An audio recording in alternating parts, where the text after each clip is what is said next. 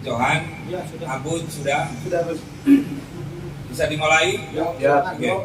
Bismillahirrahmanirrahim. Assalamualaikum warahmatullahi wabarakatuh. Waalaikumsalam warahmatullahi wabarakatuh. Sallallahu ala Muhammad. Merdeka. Merdeka. Bismillah, bismillahi masyaallah, la haula wa la quwata illa billahil aliyil azim. Hari ini pada hari Minggu tanggal 11 Agustus, di saat seluruh warga negara Indonesia untuk menyambut kemerdekaan tapi ternodanya pada tanggal 10 Agustus malam di Cikarang, di wilayah Polres Cikarang, Rengas Dengklok Kerawang. Ada insiden yang sangat menusuk kalbu kita sebagai manusia yang punya nurani. Sudah ada logonya NU, Nahdlatul Ulama, sebagai ormas terbesar di tanah air, dan juga ada baju sahabat Banser. Bukan malah dilerem, malah dipukuli, dihajar habis sampai benjut gak karu-karu. Di mobilnya Kiai Rois Suriah MWCNU Cikarang Utara itu ada logonya, Pak, logo NU. Itu malah dihancurkan gitu. Lah, yang nyerang ini apakah orang Indonesia tapi mentalnya mental komunis? Kita tidak tahu.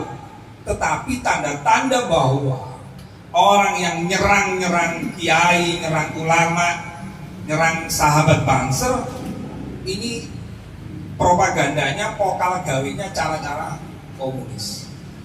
Nah, maka dari itu kami dari Aliansi Pecinta Ulama Nusantara, kemudian ada Yai Yusuf, beliau Dewan Penasehat di Jamaah Wali Songo Indonesia, Jamaah Wali Songo Nusantara, kemudian beliau ketua umumnya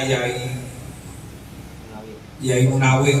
Nah, di sebelah kanan saya ini ketua BKM DKI bersama teman-teman mahasiswa, dan di sebelah kiri saya ini, ya Allah, kemarin bersama kita sama Yai Sarif, yaitu Bagus Mogi.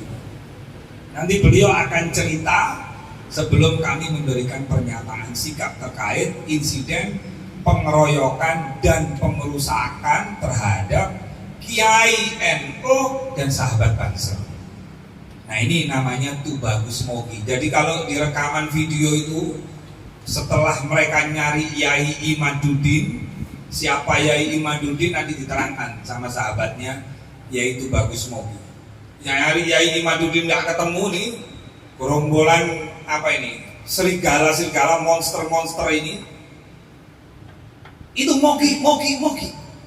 Tapi alhamdulillah semua atas izin Allah, atas takdir Allah, itu Bagus Mogi sampai detik ini jangan lihat dalam keadaan sehat walafiat, dan yang menjadi korban itu nanti biar tuh Bagus Mogi sendiri yang akan menceritakan. Jadi dipahami ya kawan-kawan ya. Nah, jadi ini adalah tugas kita, karena kalau kita naik mobil, apalagi sama istri ya tadi malam. Coba nggak melihat ada perempuannya, mobilnya diserang-serang, nggak lihat ada kiainya, nggak lihat ada bansernya. Mereka betul-betul seperti binatang buas, upaya pembunuhan, untuk melakukan upaya-upaya seperti yang disampaikan, pembunuhan dan lain-lain sebagainya. Nah, maka dari itu, untuk lebih singkatnya, sebelum pernyataan sikap kami sampaikan, terlebih dahulu yaitu Bagus Mogi untuk menyampaikan kronologis apa yang terjadi sebenarnya. Saya yakin tayangan yang akan ditayangkan kawan-kawan media ini akan dilihat oleh Bapak Kapolri, Bapak Kapolda, Bapak Kapolres Kerawang. Saya percaya itu. Untuk itu saya persilakan kepada yaitu Bagus Mogi, gimana ceritanya tadi malam yang begitu menakutkan sekali itu. Sallallahu ala Nabi Muhammad. Assalamualaikum warahmatullahi wabarakatuh. Waalaikumsalam warahmatullahi wabarakatuh. Bismillahirrahmanirrahim. Alhamdulillahirabbil alamin wa bihi nasta'in ala umuri dunya waddin. Wassallallahu ala sayyidina Muhammad wa ala alihi wa sahbihi ajmain, amma ba'du. Para saudara-saudara rekan pers, para yai yang tadi sudah disebut diperkenalkan satu persatu oleh Gus Rofi. Jadi saya Tubagus Mugi Fadil menjabat sebagai di Presidium Apatar, Aliansi Pecinta Ulama Nusantara, juga Ketua Umum Robito Babat Kesultanan Banten, dan juga Wakil Ketua Umum daripada PWI LS, Perjuangan Wali Songo Indonesia Laskar Sabilillah. Nah, jadi perlu saya sampaikan latar belakangnya dulu ya sebelum semalam. Kenapa bisa ada konflik ini? Ada konflik horizontal antar umat. Latar belakangnya ini adalah antara kalangan habaib Ba'alawi Muasal Yaman dan pengikutnya dengan beberapa kiai Nusantara. Nah, ini perlu diperjelas juga kiai Nusantaranya, terutama yang terkait dengan keluarga besar Wali Songo juga, meskipun jasa langsung. Jadi intinya kita sebelum apa-apa ini sering melihat ada para oknum Habib Ba'alawi yang mengaku-ngaku sebagai cucu Nabi itu berbuat kesombongan, radikalisme, perendahan, bahkan penjajahan tanda kutip finansial, spiritual di kalangan masyarakat. Contoh, ada oknum yang pernah menghina Gus Dur, buta mata buta hati. Ada yang menghina berguru kepada satu Habib bodoh lebih utama daripada berguru kepada 70 kiai yang alim. Dan perendahan-perendahan yang lain di mana mereka merasa sebagai cucu Nabi ini ahli surga, tidak akan masuk neraka. Dan banyak kesalahan-kesalahan lain yang bahkan sudah kami laporkan ke MUI karena sudah kami temukan di antara kesalahan para oknum Habib baik secara personal maupun umum itu sudah masuk 5 kriteria sesat MUI dari 10 kriteria sesat MUI. Nah, kesesatan para habaib Ba'alawi Muasal Yaman ini kemudian diteliti oleh beberapa kiai tentang kajian nasabnya. Karena dicurigai kok Nabi Muhammad ini kan mengajarkannya rahmatan lil alamin, ramah, lemah lembut, sopan, toleransi, berakhlak mulia. Tapi kok ini yang mengaku-ngaku sebagai cucu Nabi, kok di Indonesia menampilkannya suka caci maki, suka radikal, dan lain sebagainya. Maka ketika diteliti melalui kajian pustaka, ilmu nasab, ilmu sejarah, bahkan ilmu genetik, sudah bekerjasama juga dengan anggota BRIN, Badan Riset dan Inovasi Nasional. Bahkan di bulan Agustus tahun lalu sudah diseminarkan di UIN Syarif Hidayatullah, yang kemudian tanpa memaksakan ya, tapi secara kajian ilmiah itu bagi para peneliti, terutama Kiai Imadibnu Usman Al-Bantani yang menuliskan sebuah tesis bahwasanya nasab atau silsilah para Habib Ba'alawi Muasal Yaman tidak tersambung kepada Nabi Muhammad Sallallahu Alaihi Wasallam sebagaimana klaim pengakuan mereka. Sehingga tentunya ini menjadi suatu hal yang bagi mereka membuat kepanasan. Nah, tapi kami terbuka, ini sifatnya ilmiah. Jadi hal yang ilmiah, tesis ilmiah, silakan dikonfrontirnya dengan cara yang ilmiah juga, bukan dengan cara emosional caci maki, apalagi persekusi. Jadi kita sudah mengadakan seminar, kita sudah mengundang organisasinya Ba'alawi yakni Robito Alawiyah tidak hadir. Kami sudah mempersilahkan apabila apa-apa yang kami nyatakan ini dianggap berita bohong, silakan gugat jalur hukum, kita adu bukti dan saksi di pengadilan kalau perlu. Jadi kami siap dikonfrontir dengan kajian ilmiah berupa, kalau Keimat sudah membuat buku dan kitab, kita siap mengcounternya dengan adu kitab, adu hujah, lewat seminar maupun lewat pengadilan. Karena ini sifatnya ilmiah, bukan sesuatu hal yang sifatnya emosional. Dan Indonesia ini sudah dilindungi undang-undang. Kita memiliki hak pasal 28 itu untuk menyampaikan pikiran dan pendapat kita, dan ini adalah kajian ilmiah sehingga dilindungi undang-undang. Dan kita harus toleransi. Orang percaya sama Habib turun Nabi silahkan, yang nggak percaya juga silahkan. Tapi penelitian ini sebagai bentuk kritik, goyao yang belum tentu benar, jangan sok benar, jangan merendahkan yang lain, jangan merendahkan kiai, jangan melakukan perendahan-perendahan kepada pribumi. Nah, karena mereka banyak melakukan perendahan tersebut, ini menjadi hal yang rawan. Dan tadi malam, baik, sekarang kita lanjut ke tadi malam. Intinya karena di publik ada tokoh-tokoh yang sudah bersuara tentang masalah kajian ilmiah ini. Kalau misalkan saudara-saudara sekalian juga menyaksikan di YouTube, terutama ada Kiai Imadibnu Usman, ada saya Tubagus Mugi Fadil, Bahkan beberapa tokoh juga sudah berbicara, Kiai Syarif pada suka, Kiai Said Akil Siroj, kemudian bahkan Profesor Kiai Yusuf, Profesor Mahfud MD pun juga sudah bersuara, Roma Irama pun juga sudah bersuara, anggota RI dari DPR RI dari Nasdem, Bu Irma juga sudah bersuara, Kiai Munawir dari MUI juga sudah bersuara. Jadi ini sebenarnya sudah mulai viral dari tahun lalu. Nah, cuman ini saya jelaskan sedikit bagi yang mungkin masih awam. Nah, intinya ada tokoh-tokoh yang sudah menjadi incaran, dan para kiai-kiai yang sudah sepakat dengan kita itu membentuk berbagai organisasi. Di antaranya ada Perjuangan Wali Songo Indonesia, Laskar Sabilillah, ada juga Jamiah Wali Songo Nusantara atau Jawara, dan lain sebagainya. Jadi sudah membentuk organisasi sebagai wadah untuk memperkuat kekuatan ya. Karena kan apabila kita jalan sendiri masing-masing, bagaikan lidi mudah dipatahkan. Jadi dibentuk suatu wadah untuk memperkuat. Nah, jadi rencana awal tadi malam itu adalah kita undangan dari Kiai Junaid Al-Baghdadi, salah satu ulama dan tokoh kasepuhan di Kerawang, Jawa Barat.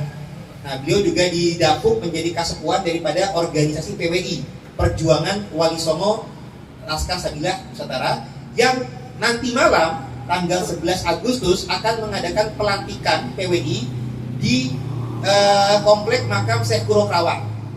Nah, untuk persiapan menuju acara nanti malam itu para anggota PWI biasa melakukan musyawarah di pesantrennya Kiai Asep di Rengas Dengklok Kerawang, pesantren Manbaul Ulum namanya. Nah, itu sudah ada biasa-biasa musyawarah. Nampaknya musyawarah ini sudah diketahui oleh anggota, saya langsung jelaskan saja, FPI, karena nanti saya punya buktinya. Jadi anggota FPI itu sudah mengetahui atau ya para pendukung Habib, mungkin ada FPI yang masih struktural atau organisatoral, saya kurang tahu ya. Yang pasti para pendukung para habaib ini sudah ada ancaman-ancaman supaya acara nanti malam di PWI ini tidak terlaksana, dan mereka mengetahui bahwasanya rencananya kan mengundang tokoh-tokoh yang banyak bersuara kontra Nasab Habib Balawi, yakni Kiai Imaduddin Usman Al-Bantani yang menulis tesis tentang kepalsuan Nasab Habib, dan juga Kiai Abbas Buntet, cucu pahlawan pejuang dari Cirebon, Kiai Abbas yang turut berjuang di Perang Surabaya, 10 November 45. Jadi ini ada rencana kehadiran dua tokoh petinggi daripada PWI. Nah, saya pun juga termasuk wakil ketua mewakili Trah Kesultanan Banten juga.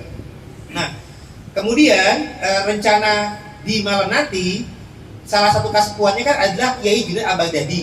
Nah, beliau ada acara rutin tiap malam minggu, terutama ada hari-hari yang kliwon apa gimana tuh hari besar, ada acara di pesantren beliau di Rengas Dengklok Kerawang.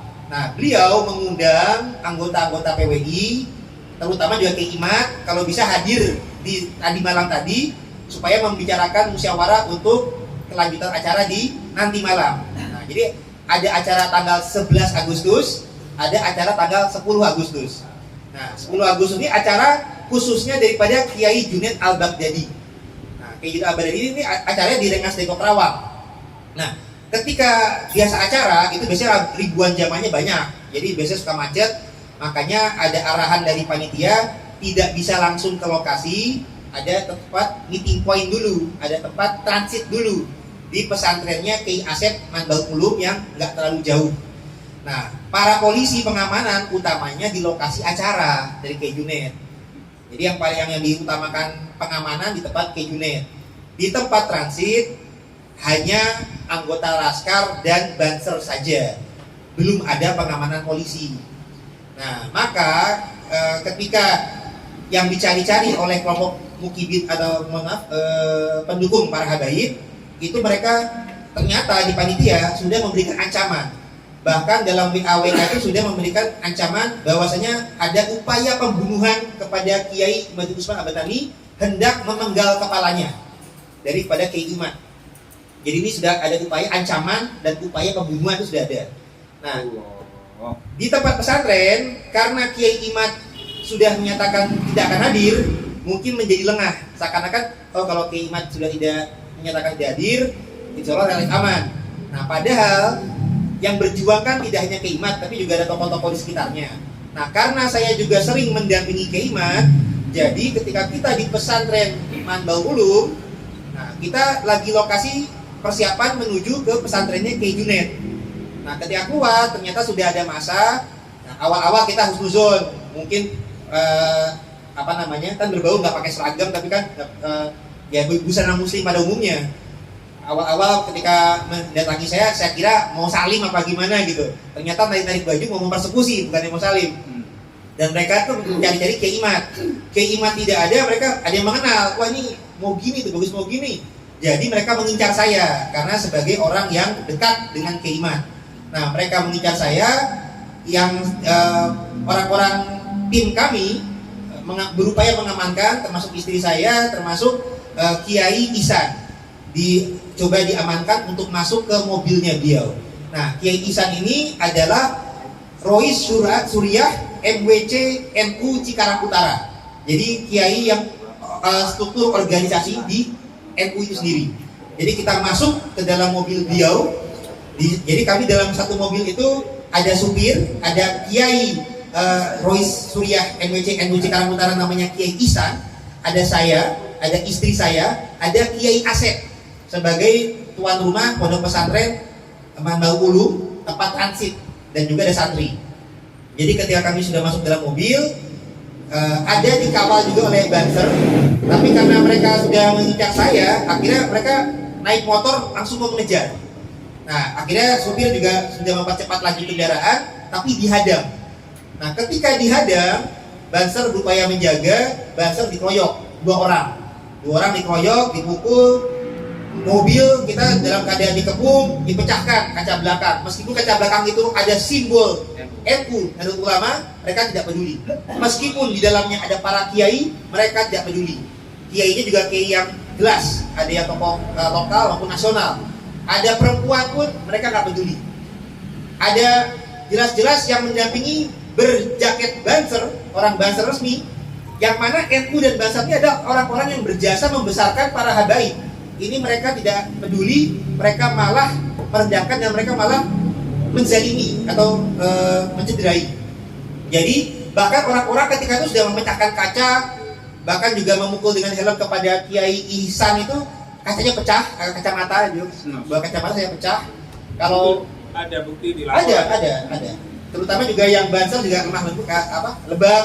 Kalau saya alhamdulillah selamat, nggak ada masalah. Dan orang-orang itu juga sudah teriak, bakar mobilnya, hancurkan. Jadi ada betul-betul upaya pembunuhan. Nah, akhirnya kita putar balik, kita kembali ke arah pesantren, langsung tutup pintu, para santri dijaga-jaga dan panggil polisi.